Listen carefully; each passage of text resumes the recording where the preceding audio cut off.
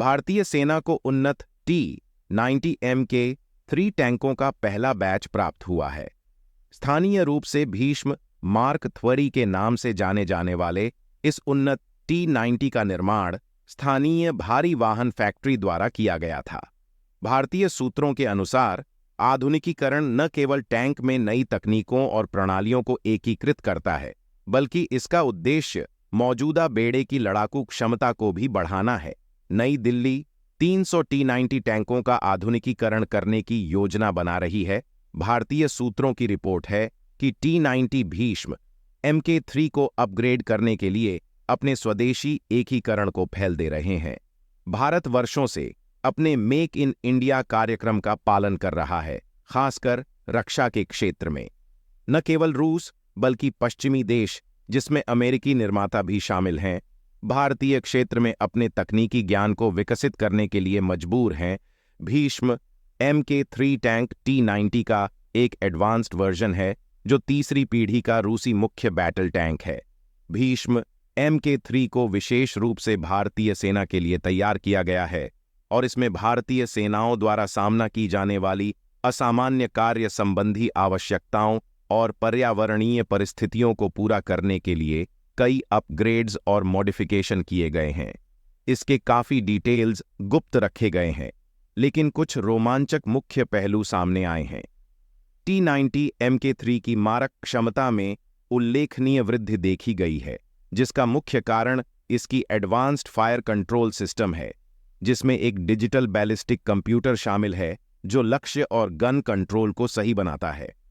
एक correction input device जो automatic tank gun barrel के घिसाव को रिकॉर्ड और सही करता है, इस बैलिस्टिक कंप्यूटर के साथ सहजता से काम करता है। मेन बैटल टैंक में अब LCD डिस्प्ले के साथ कमांडर की इंफ्रारेड विजन और इंप्रूव्ड एक्यूरेसी के लिए मजल रेफरेंस सिस्टम है। सबसे प्रभावशाली अपग्रेड्स में से एक डिजिटल संचार क्षमताओं का समावेश है, जो युद्ध के मैदान पर चालक दल के सदस्यों और इकाइयों के बीच संचार में सुधार करता है। टैंक को एक एंटी थर्मल कोटिंग भी दी गई है, जो इंफ्रारेड स्पेक्ट्रम में इसकी विजिबिलिटी को कम करती है, जिससे इसका पता लगाना कठिन हो जाता है। Mk3 और T-90 के बीच बहुत अंतर है। भीष्म मार्क III और मूल T-90 के बीच मुख्य अंतरों में से एक बेहतर कवच सुरक्षा है।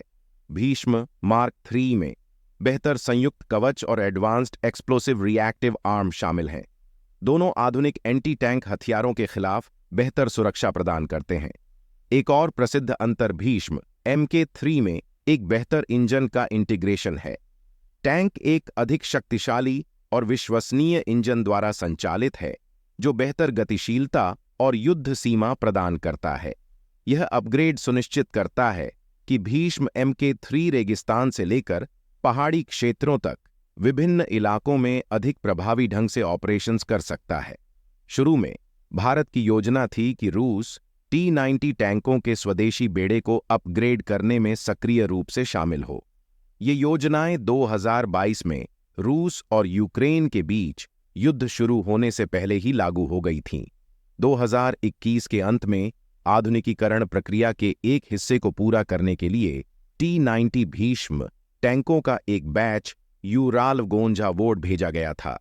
रूस यूक्रेन में T-90 टैंकों का उपयोग करता है, जिन्हें भारत से आधुनिकीकरण के लिए भेजा गया था।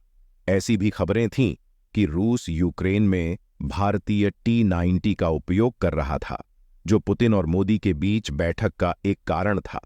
मोदी ने पत्रकारों को आश्वासन दिया कि रूस के साथ संबंध सुरक्षित हैं और कोई अनसुलझी समस्या नहीं है।